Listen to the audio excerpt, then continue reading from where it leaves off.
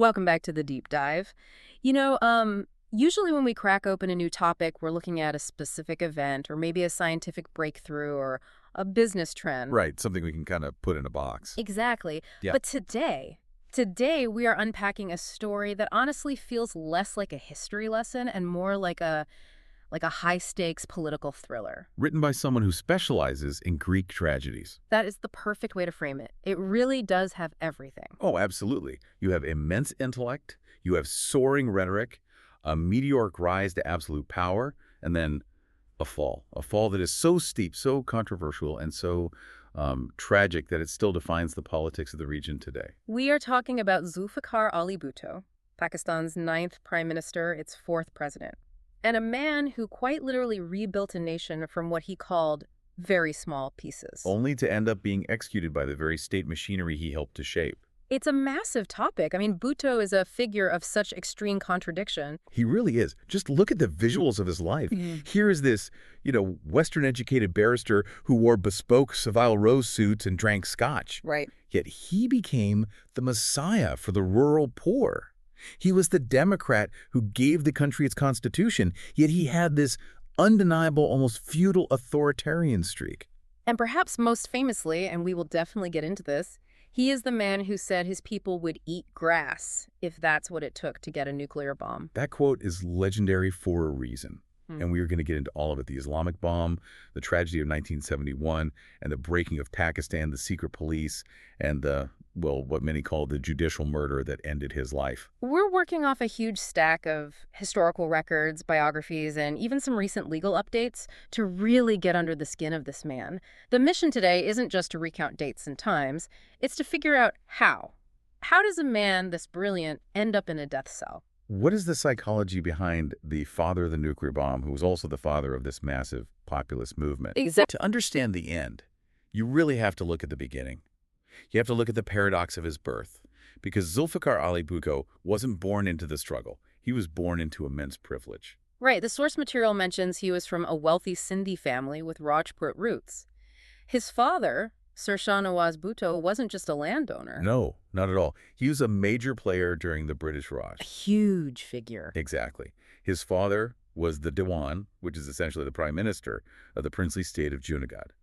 So Zulfikar grows up in this feudal aristocratic environment near Larkana. He's a Wadera, a feudal lord by birth. So servants, hunting cartridges, that kind of life. A life of total comfort. But then, and this is the key, look at his education. He doesn't just stay on the family estate to manage the lands. No, he goes global. He heads to the University of Southern California and then transfers to UC Berkeley in 1949. And this is where the story gets really interesting. I mean, think about Berkeley in the late 1940s. It must have been a vibe. It was. It was a hotbed of political thought. And this is a crucial nugget that explains so much of his later politics. While at Berkeley, completing a degree in political science, he became deeply interested in socialism. So he's not just, reading Marx in a dorm room. No, he was actively engaging with it. He was delivering lectures on the feasibility of socialism in Islamic countries. Wait, hold on. So the seeds of his Islamic socialism platform, which becomes his massive calling card later, were actually planted way back in his college days in California. Precisely. It wasn't just some campaign slogan he cooked up to get votes. It was an intellectual framework. Yes, one he had been building for years. He truly believed you could marry the egalitarian principles of Islam with the economic redistribution models of socialism. And then he tops that off with Oxford Christ Church College, where he studies jurisprudence. He gets called to the bar at Lincoln's Inn. So by the time he returns to Pakistan in the 1950s, just look at the package. He has the feudal authority of his father, the socialist fire of Berkeley, and the legal polish of Oxford. He is incredibly articulate, highly educated in Western political thought, and you have to assume, deeply ambitious. Oh, massively. And he wastes no time. He becomes the youngest member of the cabinet under President Iskandar Mirza and then the military dictator Ayub Khan. Holding portfolios like commerce, information. And eventually foreign affairs. He was essentially the wunderkind of Pakistani politics at that point. Okay, so as foreign minister, starting in 1963, this is where we see the first major shift in Pakistan's trajectory. Right, a huge shift. Up until then, Pakistan was very much in the American camp, a loyal anti-Soviet ally. Bhutto, however, pushed for a pivot. He looked at the map and realized that relying solely on the U.S. was risky. He wanted strategic depth. The sources mentioned the Sino-Pakistan Agreement. That was him. That was Bhutto. He engineered closer ties with China. He realized China was the natural counterweight to India. That relationship, which is still the cornerstone of Pakistan foreign policy today, started with Bhutto's vision in the 60s. But this is also where we see the hawk emerge. He wasn't just a diplomat shaking hands. He was aggressive. Extremely. He was a key architect of Operation Gibraltar in 1965. Okay, remind us what that was. This was a plan to infiltrate covert troops into Indian-administered Kashmir to try and incite an uprising. Bhutto convinced President Ayub Khan that India wouldn't respond with a full-scale war. Which turned out to be a massive miscalculation. Huge. India absolutely responded. It sparked the 1965 war.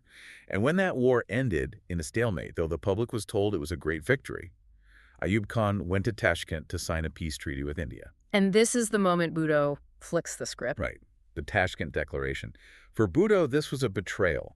He felt they had given away at the negotiating table what the soldiers had fought for on the battlefield. So he resigns. He resigns, or was dismissed, depending on who you ask, in 1966. And this is the turning point.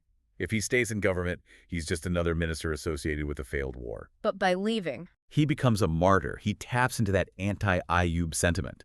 He goes from being the establishment's golden boy to the establishment's biggest nightmare. and he launches his own movement. Exactly. The Pakistan People's Party, the PPP, is born in November 1967. And the slogan he comes up with, I mean, it's brilliant in its simplicity and power.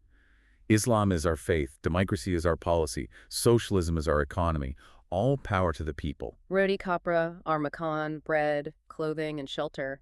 It's catchy, but it's also primal. It resonated because nobody had ever spoken to the common man like that before. Pakistani politics had always been a drawing room affair for the elite. Right. Bhutto took it to the streets. He unbuttoned his collar, Yeah. rolled up his sleeves, and channeled that Berkeley socialism. He united leftists, Marxists, students, and the rural poor under one banner against Ayub Khan. And it worked. I mean, it really worked. In the 1970 elections, the PTP won a landslide in West Pakistan. But they didn't win the whole country. No. And this brings us to the darkest chapter in this story. The 1970 election was the first truly democratic election in Pakistan's history. And while Bhutto swept West Pakistan, what is Pakistan today? Sheikh Mujibur Rahman's Awami League swept East Pakistan. Which is now Bangladesh. Yeah. And because East Pakistan had a larger population, Mujib had the absolute majority. So by all democratic rules, Sheikh Mujib should have been the prime minister of the entire country. Yes. But Bhutto, he didn't want to sit on the opposition benches. He wouldn't accept it. He refused to accept an Awami League government. The sources mention some infamous rhetoric here. Bhutto threatened to break the legs of any PPP member who dared to go to Dhaka for the assembly session. That is intense. It sounds more like a mob boss than a barrister from Oxford. It creates a deadlock. Yeah. And there's a famous phrase mentioned in the sources. Idhar hum udhar tum. Meaning, we rule here, you rule there. Essentially proposing to partition the government before the country was even physically partitioned. Yeah. So this deadlock gave the military dictator at the time, Yahi Khan, the pretext he needed to delay the power transfer. That led to massive civil unrest in the east, which led to Operation Searchlight. The brutal military crackdown on Bengalis. A truly horrific chapter. And the source says Bhutto supported this crackdown initially. He was in Dhaka on the night of March 25th when the operation started. And reportedly, when he flew back to Karachi, he said, Pakistan has been saved. Pakistan has been saved. He thought the military action would suppress the Bengali nationalist movement and preserve the Union. Talk about a tragic miscalculation. It was catastrophic. Instead of saving the Union, it led to a full-blown civil war, Indian intervention, and a crushing, humiliating defeat for Pakistan. The war ends with the surrender of the Pakistani army in Dhaka in December 1971. The country is split in half. It's hard to overstate the trauma of that moment. The entire national identity was shattered. And Yahi Khan resigns in disgrace. And who is left to pick up the pieces? Zulfikar Ali Bhutto. He flies back from New York, where he was pleading Pakistan's case at the UN, in that very dramatic speech where he tears up the papers and storms out and lands in Rawalpindi. And on December 20, 1971, he takes over. He becomes president and the first ever civilian chief martial law administrator. It's a contradiction in terms, but that was the situation. I want to read a quote from his address to the nation right after he took over. He said, "We have to pick up the pieces, very small pieces, but we will make a new Pakistan." That's a heavy burden.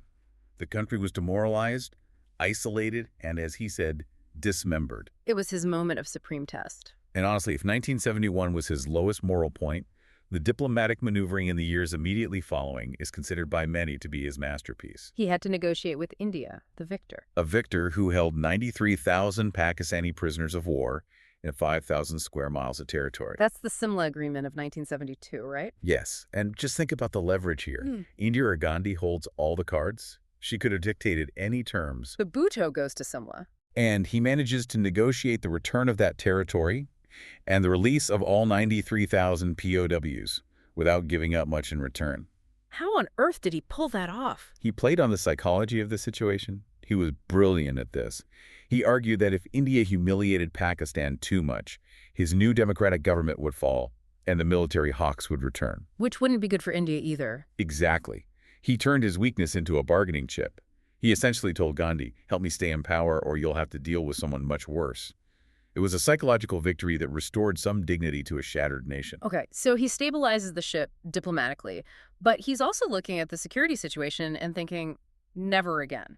This brings us to the nuclear program. The Islamic bomb. You have to remember the context. Pakistan had just been sliced in half by conventional military force.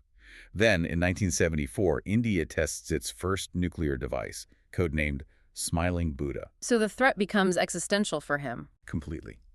Bhutto realizes Pakistan cannot compete conventionally against India's size. He sees nuclear deterrence as the only survival strategy, the only guarantee against future dismemberment. This is where that famous quote comes in. If India builds the bomb, Pakistan will eat grass or leaves, even go hungry, but we will get one of our own. And that wasn't just rhetoric. He meant every word of it. In January 1972, just a month after taking power, he convened a secret meeting of scientists in Multan. A Multan conference. It sounds like a scene from a movie. A secret gathering of the country's best scientific minds in a tent. And what does he say to them? He looks at them and asks, very directly, can you give it to me? When they hesitated, talking about costs and technology and time frames, He pushed them. he basically demanded it. He said, I'll find the money. You just build it. He mobilized the entire state machinery behind this one goal. And it's important to clarify something here. Popular culture often calls Dr. A.Q. Khan the father of the bomb. Right. But the source material is very clear. Bhutto is the true father of the program. Why is that distinction made? What's the difference? Because A.Q. Khan was a brilliant metallurgist who brought the enrichment technology from Europe much later. But Bhutto created the political will, the funding, and the administrative structure years before Khan was even in the picture. He set up the Pakistan Atomic Energy Commission. He brought in the Nobel laureate Abdus Salam to lead the theoretical physics group. He literally built the entire infrastructure from scratch. So Khan was the engineer, but Bhutto was the architect. A perfect way to put it. Khan provided the key, but Bhutto built the house and the door it unlocked. And he paid a heavy price for it diplomatically, didn't he? A huge price. Yeah.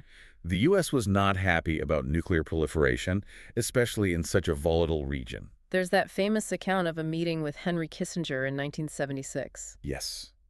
Kissinger reportedly told Bhutto that if he didn't dismantle the nuclear program, the U.S. would make a horrible example of him. Make a horrible example of you. That is chilling, considering what happens just a year later. It is. But Bhutto refused to back down. He saw the nuclear capability as non-negotiable for Pakistan's sovereignty. He even called it the Islamic bomb. Was that just branding? It was very clever branding. It was a way to garner support and, crucially, funding from wealthy Arab nations like Libya and Saudi Arabia. He framed it as a deterrent not just for Pakistan, but for the entire Muslim world. Let's shift gears to what he was doing inside the country. He promised, socialism is our economy. What did that look like in practice? It looked like massive nationalization. In 1972, he started taking over key industries: steel, chemicals, cement. Then in 1974, he nationalized all the private banks. The idea was to break the monopoly of the rich, right? The source mentions the 22 families who controlled almost all the country's wealth. Exactly. He wanted to redistribute that wealth. And in some ways, he did empower the labor unions. He introduced land reforms, setting ceilings on how much land a single person could own. Which must have upset his own feudal class. Oh, it did. He was a feudal lord taking on the feudal lords. It's another one of his contradictions. He also gave workers new rights to pensions and Social Security. But there was a downside to all this nationalization. A big one. The implementation was chaotic. It scared away private investors, both domestic and foreign. And then he made a critical error. He went after the small flour mills, rice husking units, and cotton ginning factories. Why was that such a big error?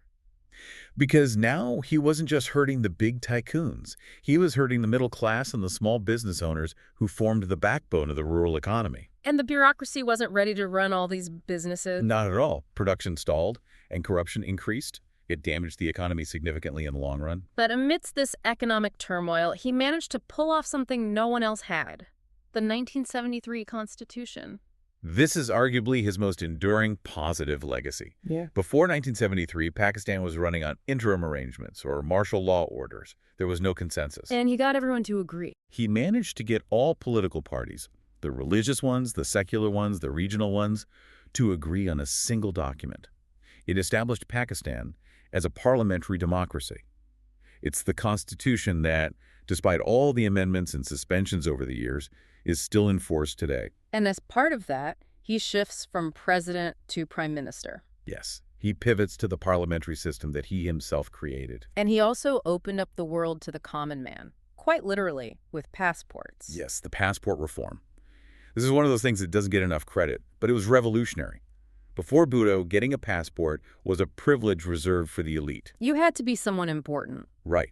He made it a right for every citizen. This triggered a massive wave of labor migration to the Gulf states. Saudi Arabia, the UAE, all those places were booming. Which created the remittance economy that Pakistan relies on even now. Exactly. All those workers sending money back home to their families, that huge flow to foreign exchange, it all started with Bhutto's simple policy of giving everyone a passport. So we have a man who gives the country a constitution, a nuclear deterrent, and empowers the working class. But then there's the Greek tragedy flaw, the authoritarian streak, the hubris. It's the classic tragedy of a populist leader. Yeah. He loved the people in the abstract, but he didn't tolerate dissent from individuals.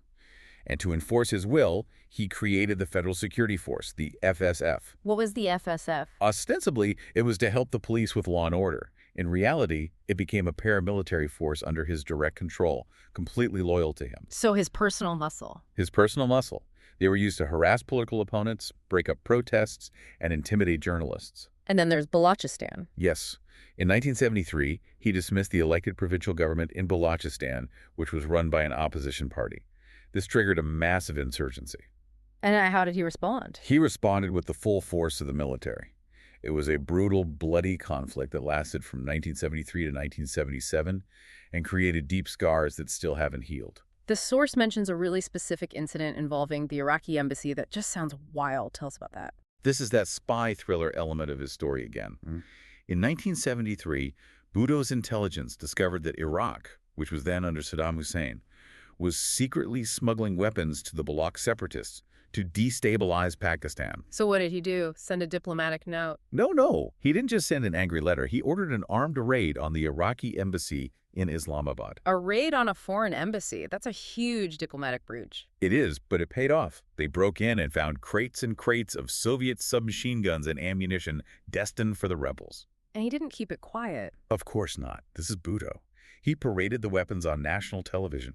It humiliated Iraq, and more importantly, it cemented Bhutto's alliance with the Shah of Iran, who was also terrified of Baloch separatism on his border. So the Shah then helped him crush the insurgency. Exactly. The Shah provided financial aid and even Cobra helicopters. Bhutto was playing 4D chess on the international stage. Speaking of the international stage, he also hosted that massive Islamic summit in Lahore in 1974. The OIC summit. That was Bhutto at his absolute peak. He gathered heads of state from 37 Muslim countries.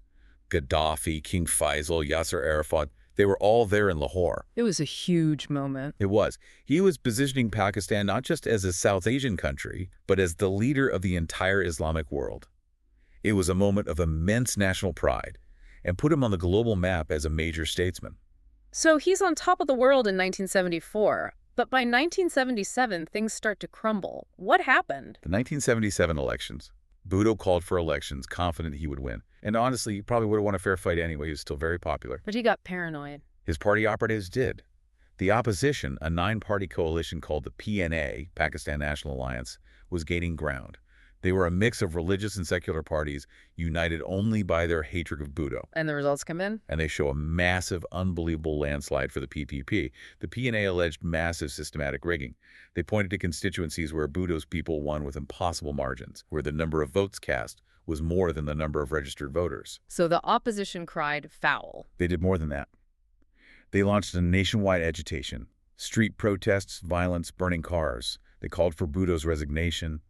The country was paralyzed for months. And when there's chaos in Pakistan, usually the military. The military steps in. And this is where we meet General Zia-ul-Haq. Now, this is a crucial detail. Bhutto had appointed Zia as army chief over several more senior generals. Why? He picked him because he thought Zia was apolitical, pious, and most importantly, completely loyal. He saw him as a sycophant. Bhutto reportedly even referred to him as his monkey. Big mistake. Never underestimate the quiet ones. A fatal mistake. Yeah. On July 5, 1977, Zia launched Operation Fair Play. Fair play. The irony is rich. He declared martial law, arrested Bhutto and the opposition leaders, and promised to hold elections in 90 days. A promise he didn't keep. Zia never held those elections in 90 days. He quickly realized something very simple. If he released Bhutto, Bhutto would likely win the election. And if Bhutto won, he would almost certainly try Zia for treason for launching the coup. So it became a zero-sum game. One of them had to go. Exactly. The mission changed from holding elections to eliminating Bhutto. But they couldn't just shoot him. That would make him a martyr instantly. They needed to do it through the courts to give it a veneer of legitimacy. This leads us to the trial. The charge wasn't corruption or treason. It was murder. Yes. The murder of Nawab Mohammed Ahmed Khan Kasuri. He was the father of a dissident PPP politician, Ahmed Raza Kasuri. The car they were in was ambushed in 1974. The target was supposedly the son, who was a vocal critic of Bhutto, but the father was killed in the attack. And they pinned this on Bhutto. They charged him with authorizing the hit, based on the testimony of the former head of his FSF, who had turned state's witness. And the trial itself? It's widely regarded as a sham. The source calls it a judicial murder. The witnesses were pressured. The judges were handpicked by Zia. The chief judge even had a known personal vendetta against Bhutto. Ramsey Clark, the former U.S. Attorney General, observed the proceedings and called it unjust. And the verdict? Guilty. But it was incredibly close. The Lahore High Court sentenced him to death, and the Supreme Court upheld the sentence by a narrow split decision of 4-3. 4-3. One vote decided the fate of a prime minister. One vote. It's staggering. The descriptions of his time in the death cell are heartbreaking. The source mentions torture, poor conditions, him wasting away. It was designed to break him. He was a man of immense vanity and dignity, always well-dressed, always in control, and they stripped all of that away. He was kept in a stinking, damp cell, yet he refused to beg for mercy. He wouldn't appeal for clemency? He refused to do it personally. World leaders pleaded for his life. Brezhnev from the Soviet Union, the Pope, President Jimmy Carter, but Zia was unmoved. Zia famously said, "There is one grave for two bodies." He knew it was him or Bhutto. And on April 4th, 1979... he was hanged in Rawalpindi District Jail. His final words were reportedly, "Oh Lord, help me, for I am innocent." It's such a heavy ending. But the story didn't end there, did it? Decades later, the legal system actually admitted they got it wrong. That's the incredible postscript. In March 2024, just recently, the Supreme Court of Pakistan finally issued an opinion on a presidential reference filed years earlier.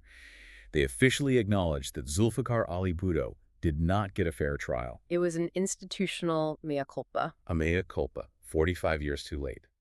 But it was a formal recognition that the state had committed a historic injustice. So what does this all mean? When you put it all together, we have a man who gave the country the constitution it still uses, who built the nuclear program that defines its security policy, who awakened the political consciousness of the poor. But he also played a key role in the breaking of the country in 1971, ruled like a feudal lord with a private army, and left a legacy of deep, bitter polarization that his own daughter Benazir inherited. That is the Bhutto paradox. You can't separate the builder from the destroyer. He was a Shakespearean figure in the truest sense, immensely talented but deeply flawed by his own hubris. He empowered the masses with his voice, with that slogan, Roti Kapra Makan, but he crushed individuals with his power. And there's that lingering what if. That's the question historians still debate. If Bhutto hadn't been executed, if he'd been allowed to live, even in exile, would Pakistan have avoided the long, dark years of Zia's dictatorship that followed? the Islamization, the involvement in the Afghan jihad. All of that happened because Boud was removed from the picture. Or was Bhutto's own authoritarianism the very thing that weakened the civilian institutions enough for the military to walk right back in? Exactly. Did he plant the seeds of his own destruction? It's a question without an easy answer. A question we'll leave you to mull over. It's been a heavy deep dive, but a necessary one to understand the region today. Thanks for listening. Thank you.